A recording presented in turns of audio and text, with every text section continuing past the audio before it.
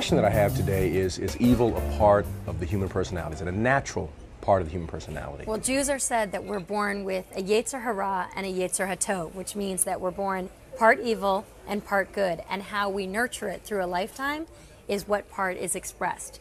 But hopefully it's the good But, part. Sherry, as an evangelical Christian, I disagree with that. We believe that we're born needing grace, that without God's grace we are evil and will be evil. And so it's only by God's grace that we can overcome evil and defeat it. Is there any person that is deserving?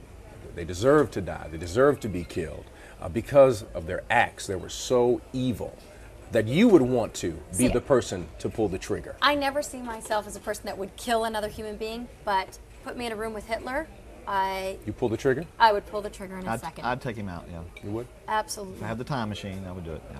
So I have the propensity to murder, so does that make me evil? That's the question. Are you evil as a result of doing that? Or is that vengeance? Is vengeance evil? Or is that justice? Who defines evil? I think that's one of the things you come up with when you talk about evil. I think we have to define evil by its destructive effects. I mean, if you take another person's life or harm them in some irreparable way, then I think that's indisputably evil. Well, but I think it has to go deeper than that, Cheryl. I think you've got to define evil by God's Word, by some standard outside of us, because within us, all of us, is the propensity for evil. But what about those who don't subscribe to our Bible? Do you want to let them off the hook simply because they don't believe the Ten Commandments? And then, of course, we have the real difficult problem of looking at people who have biblical religion and they do evil to other people. So that gets real tough. Jim Jones comes to mind. Well, everybody who thinks they're the suicide bomber who is going to meet 70 virgins in the name of God and kills innocent children on a bus, that person, we would all agree, is evil. What's our reaction to evil?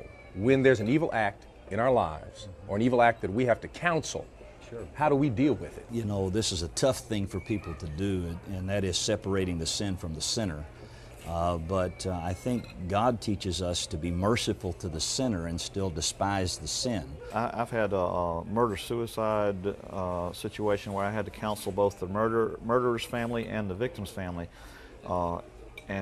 And while we can say abstractly, "Oh, we love the sinner, not the sin," nobody loved that murderer at that point, emotionally, because evil does have real consequences that ripple out to everybody. Why are we afraid to condemn the sinner, though? I can't separate a Hitler from the acts of evil that he did.